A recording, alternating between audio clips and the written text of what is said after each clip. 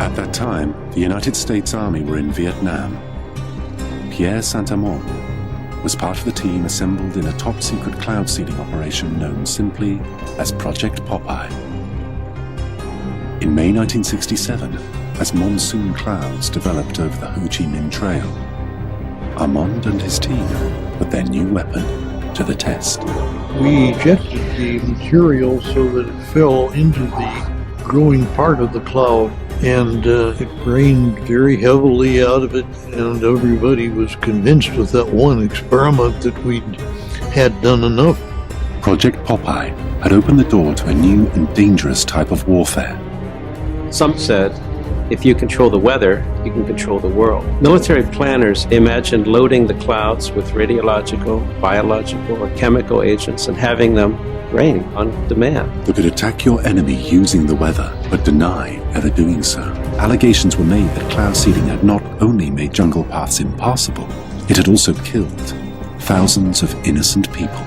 But this didn't stop governments from continuing to explore ways of modifying the weather, sometimes for highly questionable purposes. And that message calls for new frontiers, new visions. It calls for us taking the steps now that will make us no longer second in space and in science. It lays the predicate and the foundation for the development of a weather satellite that will permit man to determine the world's cloud layer and ultimately to control the weather, and he who controls the weather will control the world. It lays the steps that's necessary to provide a nuclear rocket that will produce benefits that are so unlimited that I couldn't tell you about them if I had all afternoon. July 1976. Strange, unexplained blackouts in worldwide communications plague the globe and are covertly transmitting extremely low-frequency waves, otherwise known as ELF waves. It's called the Russian woodpecker because it was essentially that sort of clicking, pecking sound. In 1982, a report by Pentagon researcher L. Ponte alleges the Russian woodpecker signal is actually creating layers of artificial ionization in the upper atmosphere, which means it could have been bending the jet stream and altering global wind patterns. There's been a lot of research in military labs over what you can do with putting radio waves into the atmosphere. Some of the research indicates that one can move the jet stream around and thus induce weather conditions. It's no coincidence that the United States began building its own mysterious array of antennas. HAARP is the High Frequency Active Auroral Research Project, originally a joint effort of the Air Force and Navy in cooperation with a number of academic institutions. Of 180 antennas, approximately 72 feet tall, linked together to function as one giant steerable antenna. Steerable because it can aim millions of watts of ELF waves into one tiny patch of the atmosphere. HAARP is one of several ELF wave transmitters located all over the globe. Working in tandem, these transmitters alter the weather anywhere in the world, potentially changing the jet stream's course entirely. The intense energy being beamed into the sky by HAARP sends pulses of ELF waves into the ionosphere. The waves get reflected back down and pass through the earth and ocean. But HAARP's startling potential doesn't end there. It's linked to a strange phenomena occurring in our skies. On clear days, you can often see long white lines being traced high in the sky. They are contrails of jet aircraft, actually long, slender clouds. Weathermen are finding them especially fascinating because a theory is being developed that those long white lines may be changing our weather for the better. Details from Roger O'Neill. The exhaust from jet engines, usually seen as long, thin trails of white clouds behind high-flying jet airplanes, may be a big reason why there are 30 fewer days of sunshine a year in the Midwest now than there were in 1900. The daily range between high and low temperatures has also narrowed. In the absence of natural clouds, given the correct atmospheric conditions, jet aircraft in high frequency can almost completely cover the atmosphere with clouds. No one is trying to make clouds now using jet engines, but this study suggests that jet travel is inadvertently making our days more cloudy. And someday, weather researchers may be able to use jets on purpose to change our weather. Roger O'Neill, NBC News, Champaign, Illinois. And finally, a federal report today predicted possible catastrophic warming of the Earth by the 1990s with the strong climate change. Hurricane Gloria is moving on the East Coast tonight like a monster out of a science fiction film. 3,000 homes went underwater, and of those, almost 900 were destroyed. From 1987 through 1992, California experienced the most severe drought in the state's history. According to NOAA, an anomaly occurs in the jet stream.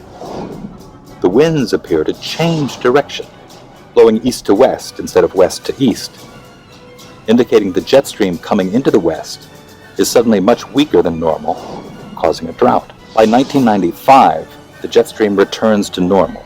Here there were huge problems with flooding, intersections and parking lots underwater, homes threatened, people trapped in the river that you see out here behind me, forcing those dramatic rescues. This U.S. Air Force report graphically outlines the military's desire to exploit and manipulate the weather for the purposes of war by the year 2025. According to one of the most harrowing lines in this report, quote, "Weather modification is a force multiplier with tremendous power that could be exploited across the full spectrum of war-fighting environments."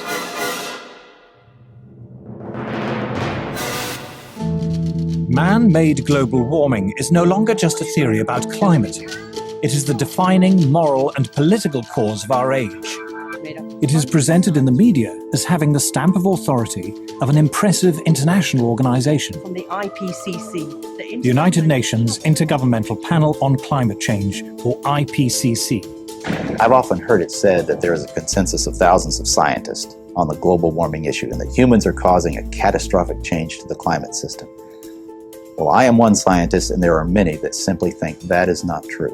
The final conclusions are politically driven. This claim that the IPCC is the world's top 1,500 or 2,500 scientists, you look at the bibliographies of the people and it's simply not true. There are quite a number of non-scientists. And to build the number up to 2,500, they have to start taking reviewers and government people and so on, anyone who ever came close to them. And none of them are asked to agree. Many of them disagree. Those people who are specialists but don't agree with the polemic and resign, and there have been a number that I know of, they are simply put on the author list and become part of this 2,500 of the world's top scientists. People have decided you have to convince other people that since no scientist disagrees, you shouldn't disagree either. Climate scientists need there to be a problem in order to get funding. We have a vested interest in creating panic because then money will flow to climate science. It's become a great industry in itself. And if the whole global warming farrago collapsed, there'd be an awful lot of people out of jobs and looking for work. There's one thing you shouldn't say, and that is, this might not be a problem. If you go to page 119 of the president's budget, he's anticipating generating $646 billion in new tax revenue from this bill. So clearly the president expects this bill to generate $646 billion in new taxes that even his own budget director has said would be passed on to consumers. So you must have been listening to our testimony that we've had for the last few days with dozens of experts that have come in who have given completely different views. Well, I would encourage you to go back and look at the testimony this committee's heard. We're talking about something that can export millions of jobs out of our economy, out of our country, and testimony's been given just to those numbers. And so we're talking about a serious consequence that there would be on this country. The carbon would be emitted, but it would be emitted in China and India, and the jobs would go to China and India. Do you want to man-made global warming pollution causes global warming. It's my understanding that back in 1997, when you were vice president, Enron's CEO, Ken Lay, was involved in discussions with you at the White House about helping develop this type of policy, this trading scheme. And is that accurate? Is it inaccurate? It's been reported. I